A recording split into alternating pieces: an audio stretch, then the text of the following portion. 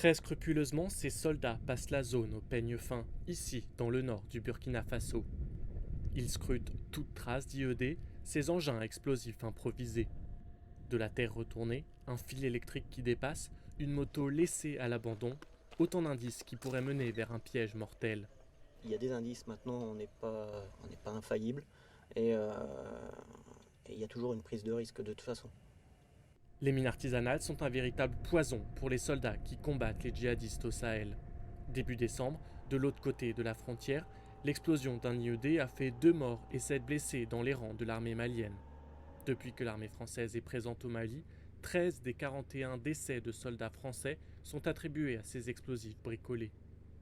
Donc il y a la création d'un climat d'insécurité permanent. Ça gêne énormément du fait de la liberté d'action ou de manœuvre de la force, puisque chaque déplacement, chaque mission, cette menace devrait être intégrée dans nos craintes et dans nos modes opératoires à appliquer. À Gao, sur la principale base de l'opération Barkhane au Sahel, l'armée française a mis en place un laboratoire spécialisé. C'est le premier du genre à être ouvert directement sur un théâtre d'opération extérieur.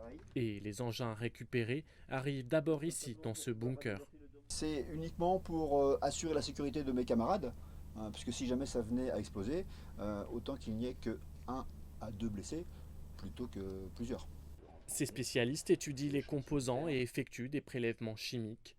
L'objectif, en apprendre le plus possible sur les matériaux utilisés pour préparer les soldats sur le terrain.